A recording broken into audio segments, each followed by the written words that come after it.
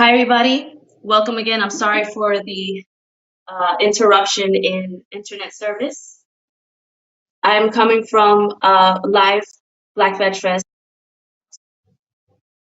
We are here talking this third part of our colorism in Latin American communities, Latin community in general, Latinx. Um, we talked in the first two parts. We had Stephanie from Black VegFest organizer, who's Dominican Trinidadian. Our second part, we had on EMSO, who's Dominican, sharing their experiences in the Latin community with colorism, sharing their history. We're going to go over a little bit of that history again today, share experiences. For those joining, my name is Jillian Mariscal. I'm from, my business is Sabrosa Vegana, but I'm also part of Black Veg Fest, part of the organizers there.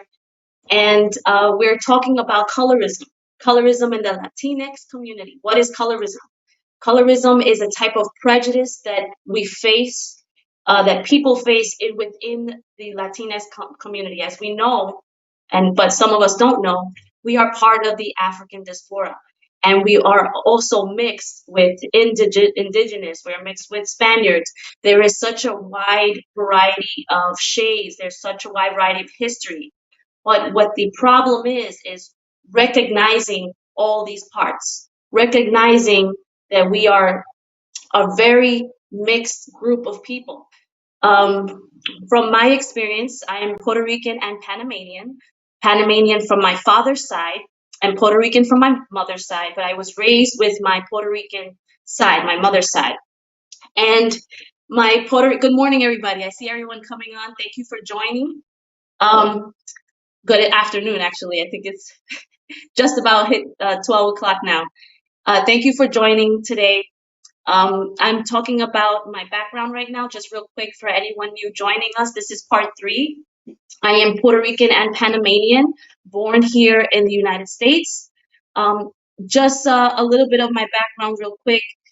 Raised by my Puerto Rican mother, and I have a Panamanian father who was around. He wasn't like missing or anything in action. They were just divorced at a very young age. And so I was mostly raised with my Puerto Rican mother. And on my Puerto Rican side, they like to claim more of their Spaniard roots, even though within the Puerto Rican side, there is still a multi shade group. And we still have Black in the Puerto Rican side, whether they want to only recognize Spaniard roots or not. That being said, I was also raised from 1 to 3 years old with my Panamanian grandmother who's Black. And what I was always kind of it was always kind of pushed under the table that she was Black. They like to say, "Oh, we're indigenous, we're Indian, we're Panamanian Indian." But as you can see, when I went to Panama for the first time and I saw my Panamanian family, I'm like, "You guys are Black. I don't know why you're saying it's only Indian." So you can see the variety of the genetics, but we're also Black. So it just was like a shocker to me. I felt almost like I was adopted in some way, that I just realized something big about myself, because it was never highlighted. It was never like you're proud, or you have a tanner skin, so oh, it's just because of maybe this or maybe that. There was never Black empowerment within our own community. So this made me realize, as I started traveling more, this opened my eyes. Even traveling just to Brooklyn, I was raised in the Lower East Side in Manhattan, and going to Brooklyn and seeing Panamanians in Brooklyn, I've never seen Panamanians in Manhattan like that. Never. I went to Brooklyn in 2000. I moved to Brooklyn in 2008, and I first realized, I was like, wow, Panamanians are Black, and I had no idea. And I was like, okay, this is new to me. And so it really made me question a lot of things. And I always had problems with self-identity of trying, because I would never look like my mom or my dad. And so I was like, well, I'm raised by my mom, but then every time there's a civil rights issue, there's always like a if and iffy in there. And so it made me really want to discover more. And so when I went to Panama, it was a really big eye opener for me. And it really made me really embrace my Blackness. And it's so hard for a lot of people to even in the Latin community to say that. And I understand this now as the civil rights movement again is rising up with Black Lives Matter, because there's a lot of hush hush within certain circles. Um, and then there's also a lot of empowerment with the Afro Latina community, with the Latinx community in general. There's also a lot of empowerment. So we're here talking about how to tackle these hard conversations, what we can do, what our own experiences are, and learning our history. So, firstly, what we can do. I like to talk about that. What I did is a mixture of things. Was exposing myself to traveling. Don't take anyone's word for it. Go to I've been to Cuba with a school trip a long time ago, and I realized the Cubans in Cuba are darker than the Cubans in Miami, and that's also has a lot to do with history, with the Fidel, and who had money more in Cuba were the lighter skinned Cubans, and that is also has to do with white supremacy within colonization, and that push for having better job opportunities, investment opportunities, and people investing more in lighter skinned Latinos than in darker skinned Latinos. So this is a big thing too. Just learning your history, traveling, having conversations with your family members and friends, and really understanding their experience and how that has linked to historical occurrences and still is cycling today. So when I went to Cuba, I went to Panama and Puerto Rico, you see all shades over there. But over here, you see them more as in groups. It's very segregated here in communities. So in Harlem, in Bronx, and Brooklyn, like I said, I'd never seen Black Panamanians until I moved to Brooklyn. And we always talk about how melting pot New York is, but it's pretty segregated on certain in neighborhoods. So just really stepping across lines, and really getting to know our neighbors and really getting to know one another in a more personal level really opens up the conversation and really opens up the sense of self that we have to see each other more often in these lights. I was reading a little bit about the Mexican slave trade, and just how the conquistadors over there, colonization. I learned so much that it's like I'm not gonna sit here and teach a history lesson, but just learning about how Mexico played a huge role too. Because I think for every four or three slaves, some stayed in Mexico before they went on the route to America. So Mexico has a huge Black population that is not even recognized sometimes, and still deals with a lot of prejudice within people there.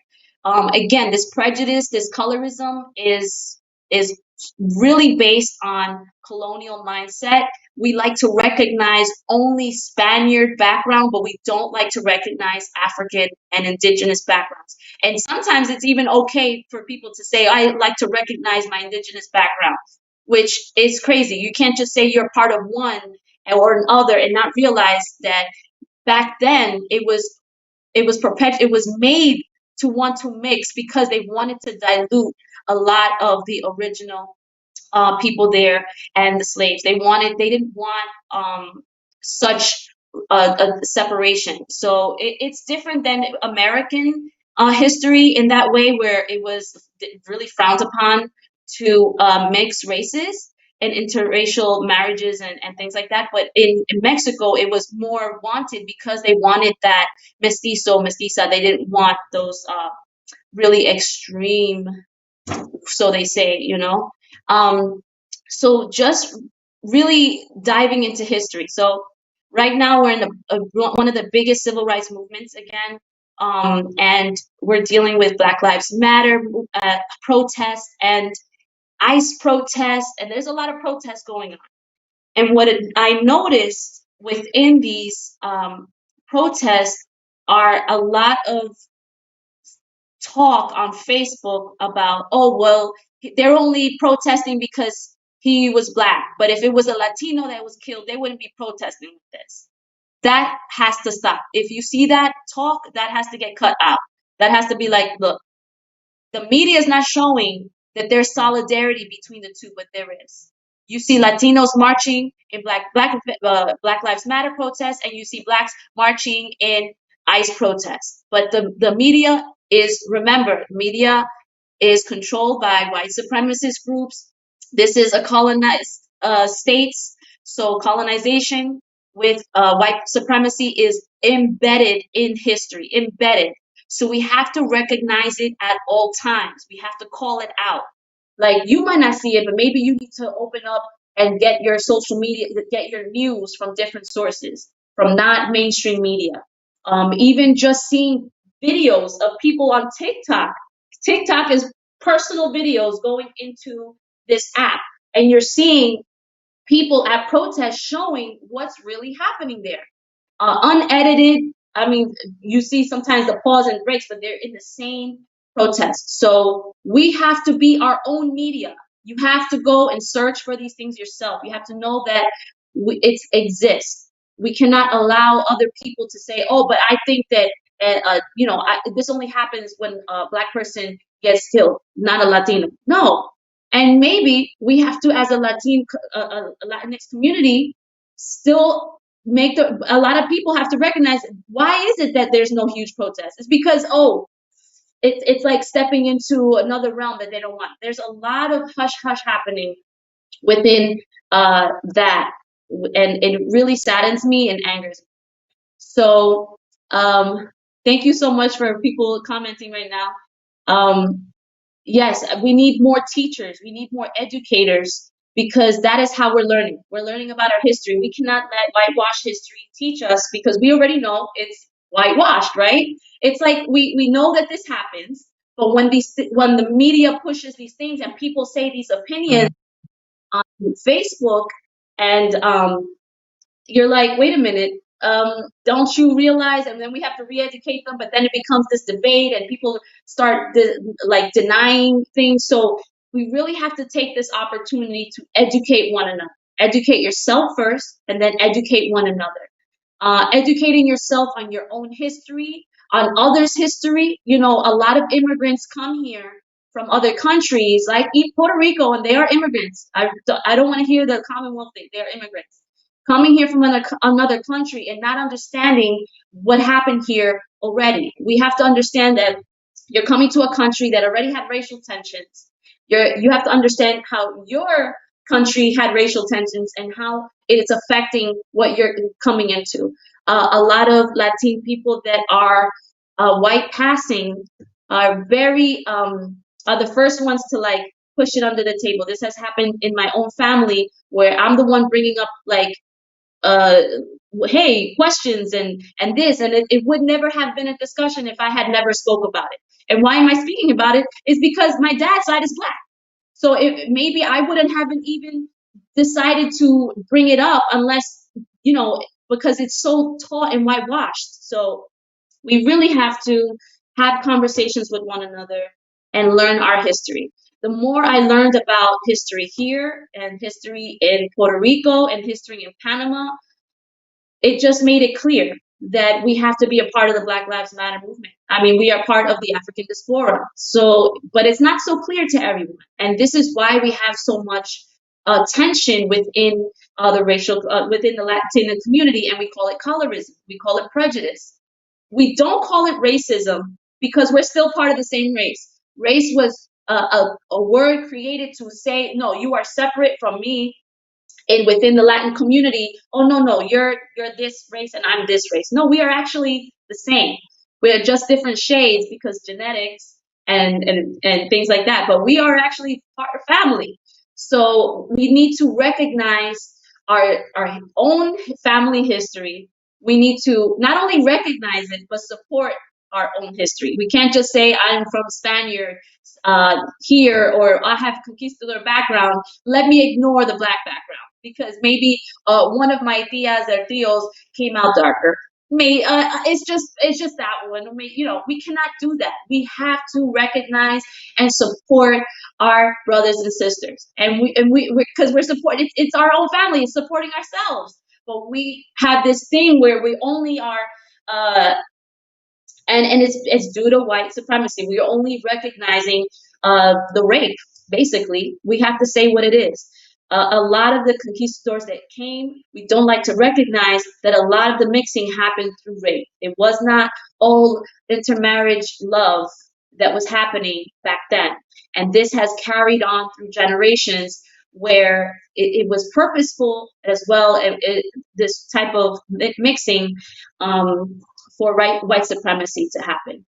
So it's kind of crazy that we would like to only recognize the people who colonized our countries. Like they're the ones who literally killed and raped people, and we're recognizing that side.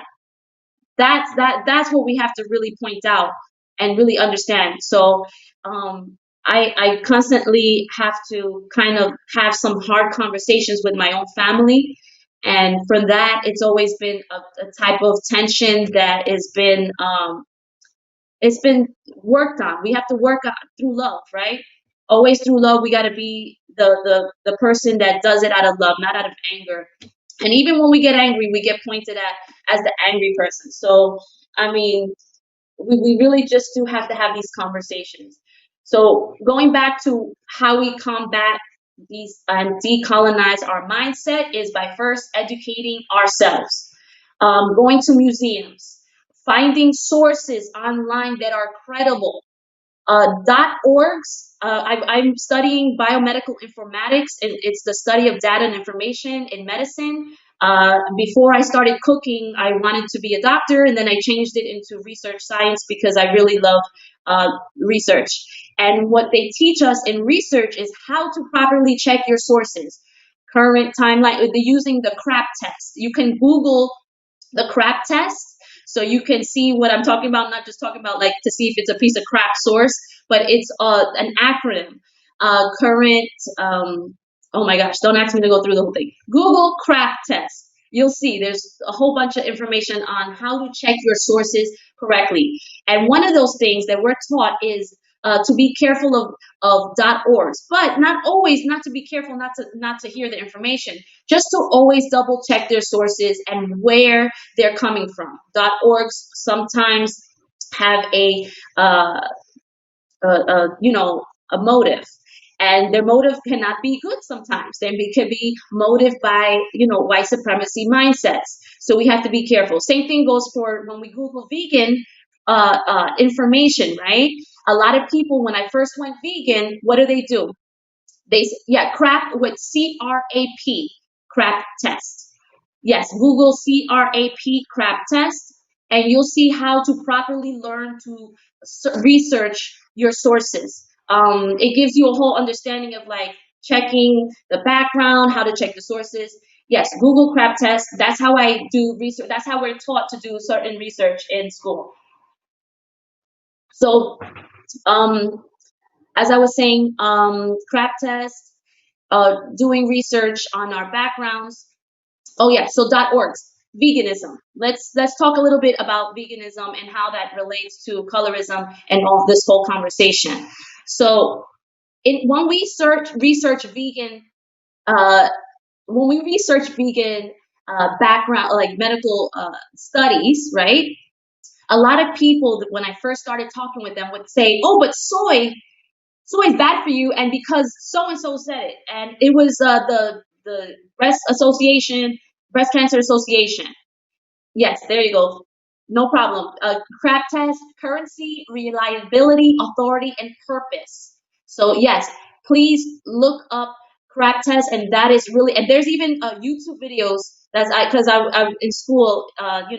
For biomedical, for chemistry, for everything. I love to go to YouTube as well to get other professors. MIT teaches on YouTube for free. Yale and Harvard has free open work courses, by the way. Um, so when we're Googling vegan stuff, vegan sources, a lot of people would come to me with the .orgs from the Health Association, the Heart Disease Association, breast cancer, and these associations are not going to, they're going to water down a lot of sources and also push other narratives. So that's why we say we have to be careful in how we research things online, how we're looking things up. Same thing with how we were taught in school, in public schools, and in certain other private schools as well, that is whitewashed. So we have to be careful on the source and the credibility of these sources. So I always go to the National Institute of Health for a lot of my medical sources for veganism as well, because other uh, they take studies from all around the world. It's not just American studies, and also their sources are listed. Now, this is another sad fact. A lot of sources are closed to the public. Okay, this is what we're trying to fight as research scientists, to open up this information freely to the public. If you notice, if you go to some medical journals, and a lot of these like really main resources, you have to have a subscription or a student subscription, and it's pretty pricey just to get the full data of these sources. So it's unfortunate, but there are some free sources and abstracts you can read through that are credible. So please do. We have to important to do our research, just like we do it for veganism. Let's do it for our history, for medicine, no, for just like veganism. We have to do it for our cultural backgrounds. Food. Learning about our cultural foods from whatever country you're coming from, if we start to really learn African cultures, all of that, because there's so many, right? Africa is a continent and there's many countries in that, right? If we start to explore, we will see the connections to Latin Americas. We see the foods are the same types. We see that the dishes have changed slightly, like mofongo, which is in other countries used, and Africans have the same type of dish. So learning how veganism has changed with colonization and also been watered down. I'll give you an example. When I first went vegan, I didn't know that quinoa was a Mexican grain. That sounds crazy, right? I thought it was like, I don't know, because I see Bob's Red Mill, you see a white man on the, quinoa. I'm thinking, okay, he has some relation to this quinoa, and I only see it in like fancy places where a lot of white people eat like kale and quinoa salads, and I never seen it in American Mexican places. Now I haven't been to I've been to Cancun, so that doesn't really count. It's very touristy. So I had never seen it where it was in Mexican cooking, because even the Mexican cooking here in New York is watered down, and it's like tacos, tacos, tortas, tacos, right? So like I had no idea that quinoa is originally from Mexico. And it kind of pissed me off, because I'm saying to myself, what other grains and what other natural vegan foods I was not aware of? And I had to really dive into understanding the backgrounds of, the trading and the exposure to these foods. Just like soul food, as we're learning about why soul food was the way it was, why chitlins, why is it that chitlins are eaten? Because they were given the lower foods after the people in the house, the main house, were given the best parts of the animal. The best parts, no, no part is best, but that's how the language that was used. So we understanding how our food is been colonized, how our food has been not we were not educated on where it comes from, the exposure and the links to Africa, the links to how we're all connected in this community, that will make us understand that we are part of the African diaspora and we are Black. But we cannot only single out Spaniard and colonized, because that was conquered, right? We like to say, oh, I actually have family that was like, oh yes, we from Spain and we have this little town in Spain. I'm like, yeah, but we have Taino background too. We have like a lot of aunts and uncles. So what does that mean? It means that literally they were conquered and they were raped back then. And we're still seeing that now, but we don't want to recognize that type of talk, right? Um, I mentioned last week that I saw this movie about Columbus that was really heavy, and that really opened me up to a lot of things. A lot of like, wow, like I am not proud of my Spaniard background. I am sorry. So I am not proud of that fact that that there was so much violence going on, and those, and how that really reiterates today to the mindset that was trying to embed to patriarchy and white supremacy.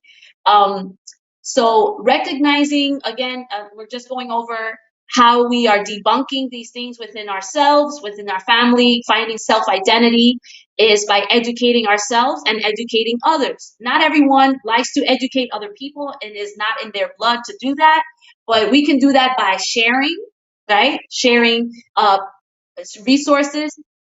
The movie is called, it was like a Columbus movie. Oh my gosh, I'm gonna be 36 this year. I swear this was, I want to say in the 90s it came out. Um, but it was just a real strong like movie about Colombia. It kept it really real. It was not watered down. Um, okay, so I was responding to someone that said what movie for the Columbus one.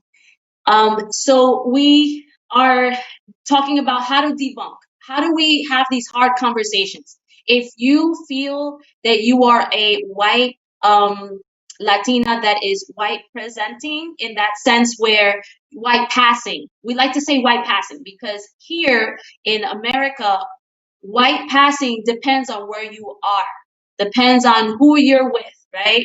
In some places, I'm considered white passing. In other places, I am not considered white passing. And it's very weird to be in that space. And in some places, some of my family is straight up white passing because they have blue eyes and things like my grandmother looks Jewish. My grandmother straight up looks from my Puerto Rican side. And my dad's Panamanian side black.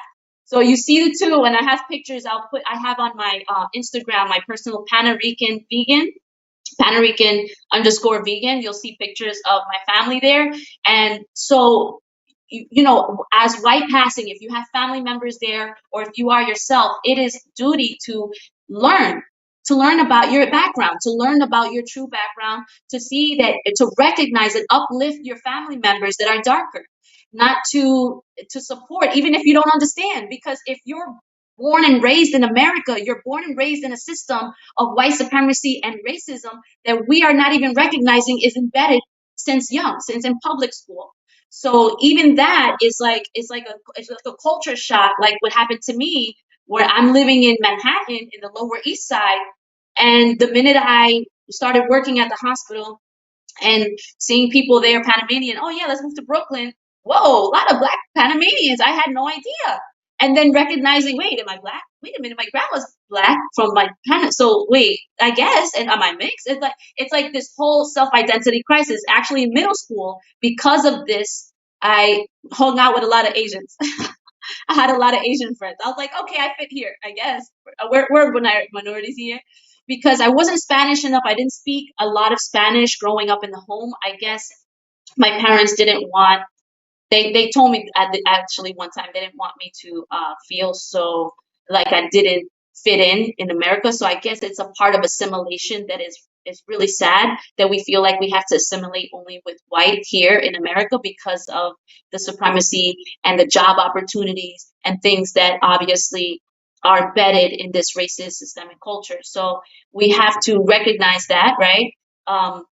And have these hard conversations. That's a really big thing. I with this with when with my dad and my mom, I've had to have hard conversations about, why is it that I wasn't taught Spanish at home? Why is it that I wasn't recognized as black? And you see that my grandmother is black, and you see my dad's side is black. So it just really, and what is this indigenous that we like to say that we are, but then we don't even recognize those things either? Why is it that when I wear hoop earrings and red lipstick, I'm shunned, like, oh, you're acting like too Latina or too this, or what does that mean?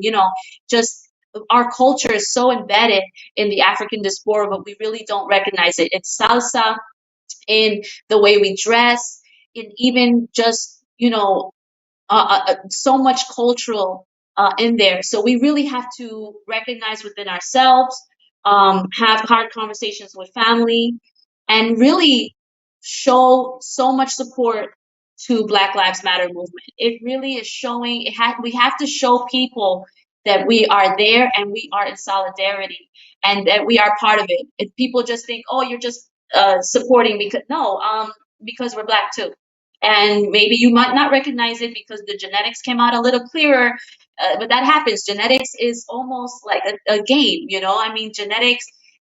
You can have a white passing Latina have dark babies. And so, I mean, we just have to understand that we are part of this family. Um, so that is one of the main things.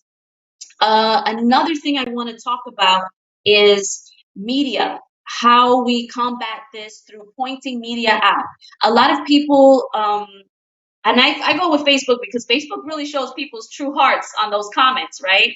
Um, Facebook really shows uh, what people think, and that's why sometimes they don't like to talk on Facebook, but they see and they're clicking, right?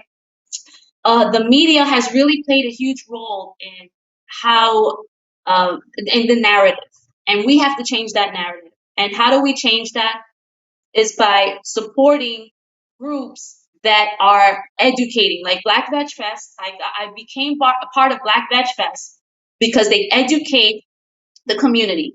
They're educating the community on own African background that has been watered down through whitewashed, right, history here in public school and just in American schools.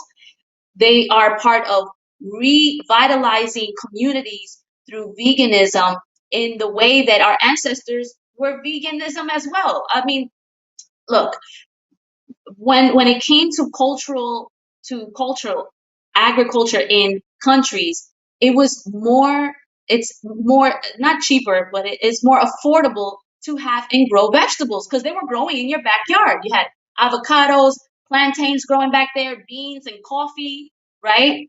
But what is it that would come here and we think, oh, pernil, we think chicken, we think roast pork. That is not even what they were eating. Our ancestors, they were eating lots of vegetables. And even if they did eat animals, it was on holidays and special occasions. But when we come here, it's been totally taken apart, and we think that if we don't have meat on the plate, that we haven't eaten. And so with linking up with Black Veg Fest when I first became vegan, I'm re-educating myself as to say, you know, I didn't need to eat meat because not all my ancestors ate meat like that. Even my grandmother, my Puerto Rican grandmother, who was raised in El Campo in the mountains of Puerto Rico, said, I really couldn't afford to eat meat like that. We had raised animals, but if we ate meat every day, we couldn't really survive off that.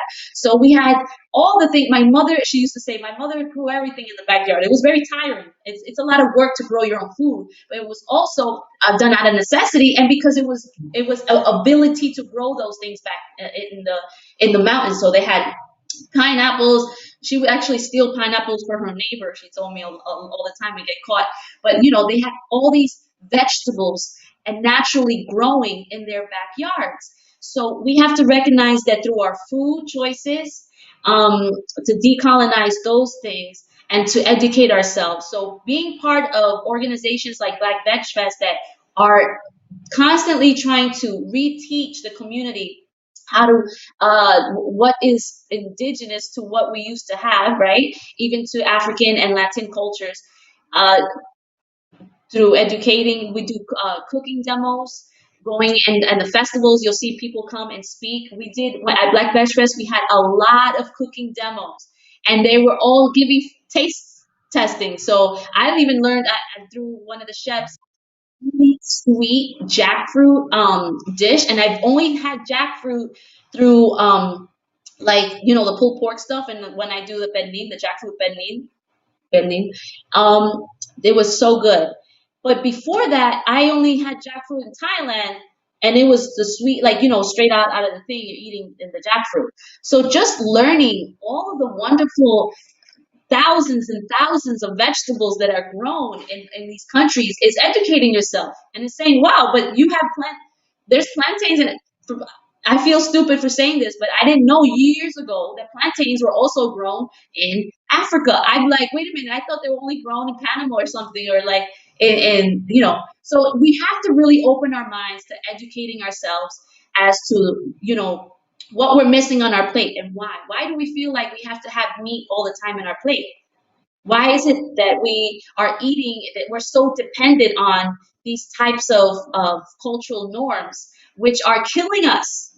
It's killing us. It's giving us cancer. We like to talk about, oh, you're not eating meat. And I tell my family, yeah, but we also have a lot of cancer. Are we talking about that?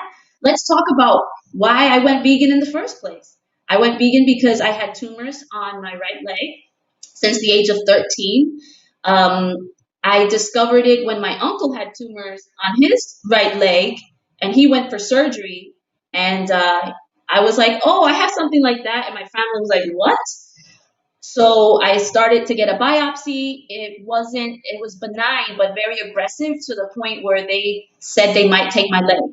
So that's when I went on chemotherapy for the first time. I was 13 years old. I was in Schneider's Children's Hospital.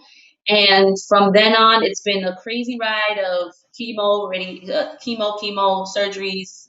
I have a scar like this on my leg.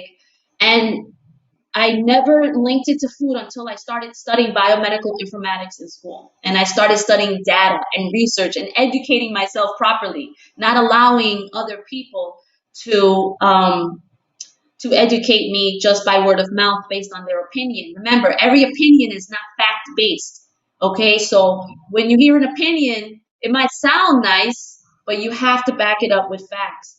So once I started researching for myself and linking, I read the China study and linking a lot of milks and things like that. My mother grew up on powdered milk in Puerto Rico. I mean, once farming wasn't available to be done because a lot of the things got expensive and they weren't selling their own vegetables and they had to work. And so working means you're not working on your own food every day. You're buying the supermarket because you have to be at work. You don't, in order to farm, you have to really be attentive to that farm, right? So when people started to have a larger workforce, they had to now depend on supermarkets. And who owns supermarkets, right? So we have to say, okay, why are there supermarkets full of meat, full of, that in the vegetable section sometimes we're little.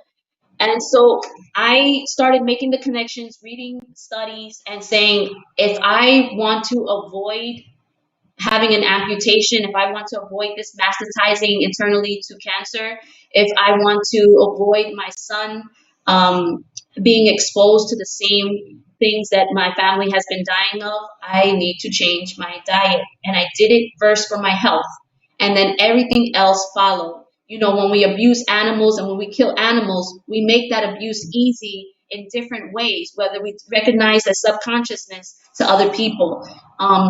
Violence should never be okay. And that violence, once it's okay with animals, it's okay with other things. And so it has to start with our plate.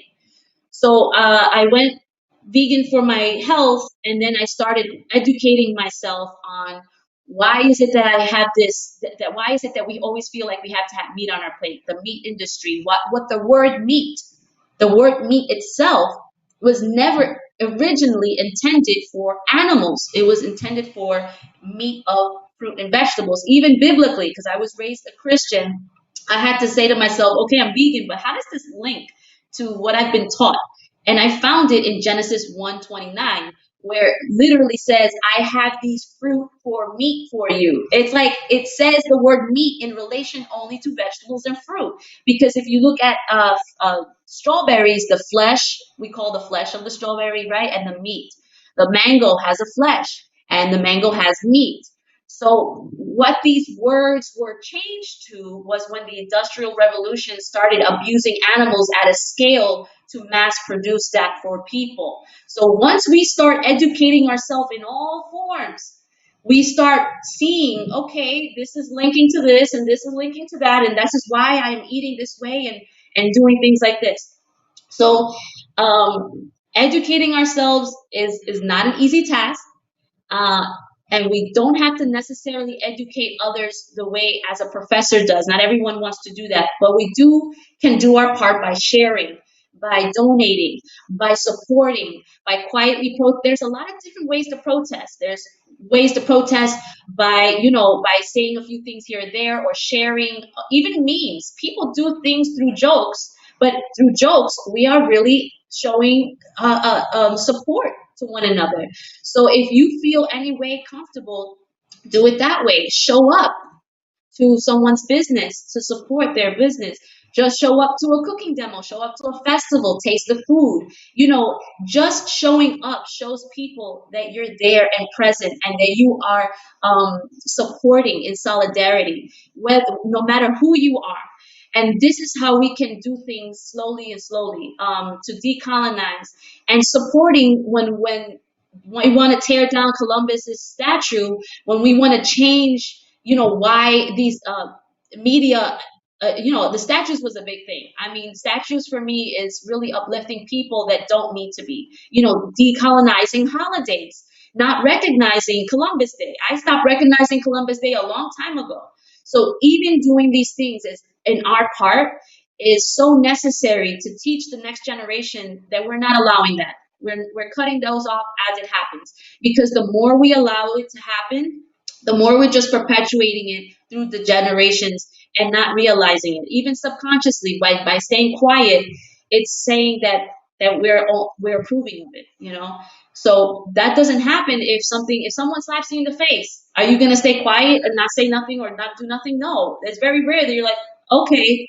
So this is the same way. If we see our brother and sister getting slapped in the face, if you stay quiet, you're approving of it. And this, I want to relate it to how we see these Karens, right? Women, are used in the patriarchy for white supremacy. They're used to push those narratives.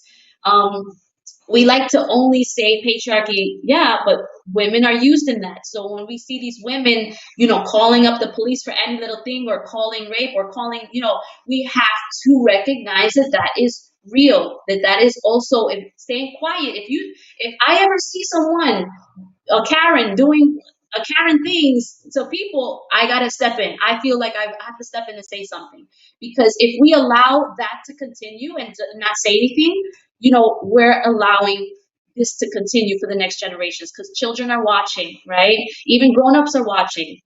So we are witness to what we want to see the change, right? We have to be the change ourselves and start. It's unfortunate, it's very tiring. I always tell people, support your organizers that are leaders. Like we have Amawale, who is part of Black VegFest, who we just need to support and lift him at all times, because it's tiring work. It's a lot of work to do this. You also, you're getting a lot from all these groups, and we really have to love and support one another. So that was a lot of talking. If there's any questions in the comment section you want to throw at me, or anything that you want to mention, your own experiences. I know in the community we have a lot of experiences that have molded our mindset, that have woken us up, that maybe we still need to be waking up to.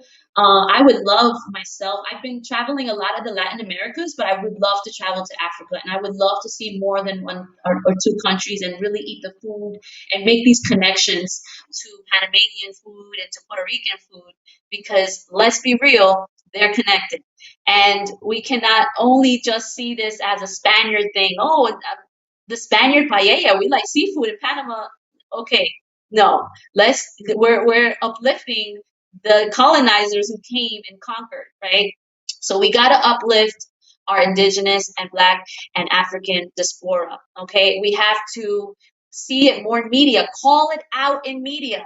Call it out when we see it in media. A media in Latin America, the novelas is very whitewashed. You see a lot of white people in the commercials, and this was purposely done by the government. Um, and this happens a lot in all the countries. In Dominican Republic, there's a huge self-identity crisis because of Haitian and uneducated, none knowing the background of their history. Same thing with Panamanians and Puerto Ricans and Cubans. I've been to Cuba and I've seen it. I've seen there's a place in Cuba where it's full of paint and colors, and it has a lot.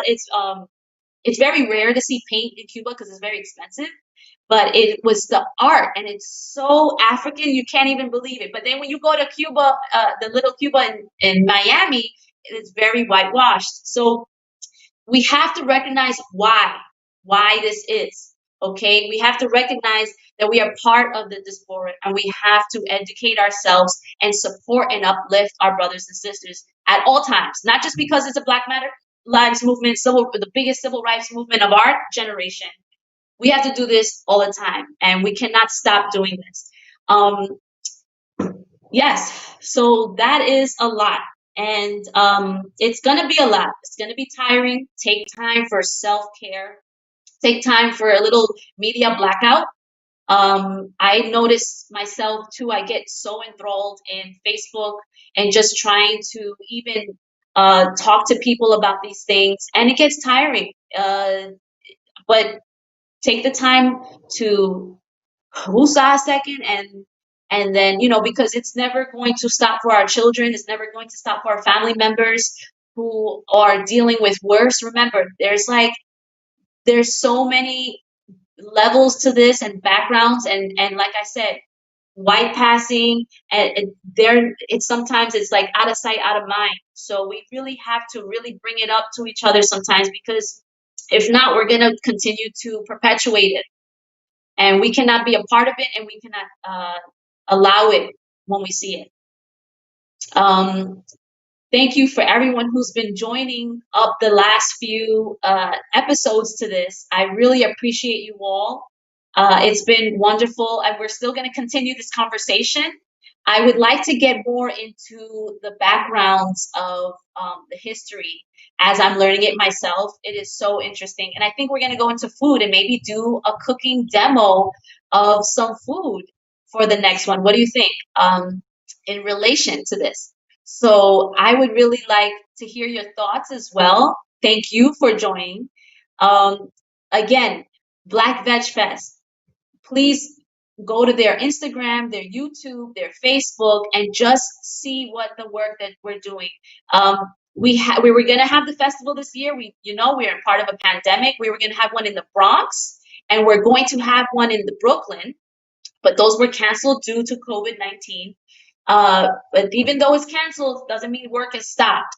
And we're still, as things are opening back up, we are going to start bringing back cooking demos to the community, educating the community. As you know, Omawale was just in Tulsa, Oklahoma for Juneteenth, and he shared his experience. Check that out on the IG and on YouTube. I have a question here I'm going to answer real quick. So, does veganism work for improving your health? Yes, but veganism in relation to the type of food you're eating. Now, remember, vegan food can also be processed food. And when I first went vegan, I purposely ate a lot of processed food because I did not want to fall back on my antojos, which is like my want for my used to eating like meat. So I started eating a lot of like my veganized versions of like lasagna and vegan chicken, which is not on the healthy scale of vegan food, but whole food, plant-based will, and I'm saying this based on facts, will improve your health. It will improve diabetes, blood pressure, cholesterol levels, and weight, along with cancer prevention. Prevention. Remember, we're trying to prevent these things from happening in the first place, trying to prevent diabetes, high blood pressure, cholesterol, a lot of the illnesses that are plaguing Latin and Black communities in America and around the world. We have to recognize this. So once we decolonize these cultural norms of having to have meat on the plate and a little bit of beans, no, put the beans as the forefront. And rice is not bad for you. Let's just leave a little oil out of the rice, okay? Highlighting, we eat tostones and sweet plantains and salads and avocado and all these wonderful things. So maybe we'll talk about veganism in the Latin community and how we can decolonize it in relation. Okay. So yes, to answer the question, uh, being whole food plant based is healthier, but it's vegan. But veganism also includes abuse of animals and things like that as well.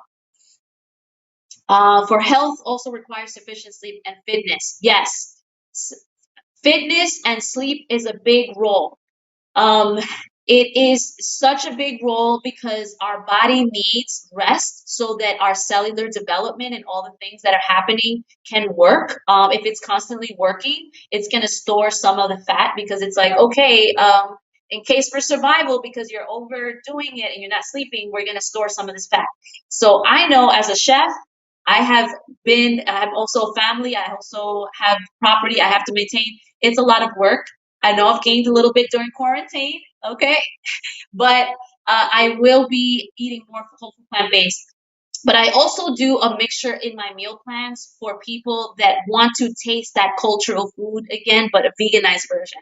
So I do it for the culture, but I also want to educate people that have to understand that for your health, we do need to see our whole foods. What does that mean? It means that if you don't see the original food in your plate, you're eating processed. So whole foods means that rice is a whole food, beans is a whole food, pasta is not a whole food, even though there's only like three ingredients to pasta, which is semolina, wheat, oil, and a little water. Sometimes people put egg in different brands. So even though it has minimal process, still processed. Bread is processed, any type of bread, because it has been processed. A lot of mock meats are processed, and so we have to also recognize these things. Now, I'm not against mock meats. I'm just saying let's not try to eat it every day, because yes, it takes our body longer to process that. Hence, it slows down the metabolism rate and how we act. And then fitness is a big thing. We're an American culture. We have cars, we have mass transportation. We have to recognize that if you are in a metropolitan area where if you're not walking and you're taking the train and the car, even in these suburbs where we're always in cars, gotta put fitness. You have to really be mindful of fitness. Amawale is a boxer, and he also teaches fitness classes. So support all your people that you see on Instagram, vegans that are fitness as well. They're always trying to educate us on how to do things at home. I've seen a lot of at-home quarantine fitness videos, which is great. Um, you're welcome. If there's any more questions or comments, I'm just scrolling through here to see. Let's see. Thank you so much. Thank you for joining us. Thank you for joining us. Again, we're going to be back on Wednesday at 12 p.m. again. Let people know. Share, share, share. Share positive stuff on Facebook. Also share the real shit. I mean, don't always water things down. I'm about trying to equalize sharing things, because a lot of people like to share um just negative aspects of the rioting and things like that. Share the positive, show the peaceful, because a lot of people only like to see the negative because that's what makes them feel comfortable. Same thing with media, right? Likes to show people gangbangers that are Latinos and black, that are, cokeheads. They like to share the negative because it makes them feel comfortable. Sharing positive, sharing uplifting things, the peacefulness, the protest, sharing that we are united, share the food. Lots of sharing needs to go on. So let people know Wednesday we're back on at 12 o'clock. I appreciate you all for listening to me rant for the last hour and just share my experiences and what I'm learning myself, because this is a learning experience for myself as well. As I said, I'm Puerto Rican and Panamanian, raised in America, raised in a whitewashed public school system. And as I'm learning myself to identify, as I'm learning my cultural, my heritage, my past for my families, it really has opened up my eyes. And as I learned about veganism, even more so, how the connection really has to come back so that we can be a healthy and wealthy people. Okay? Yes, and negative is traumatizing. So I'm sorry if there was any triggers here. I appreciate you all. This is very hard conversations to have with one another and with our families, but they're important. And as we educate each other more and support and love each other more, we're going to be more understanding. And we are hopefully cutting some cycles and chains here. Okay, thank you so much again for all being here. And we'll see you again on Wednesday at 12 o'clock, same place on IG Live.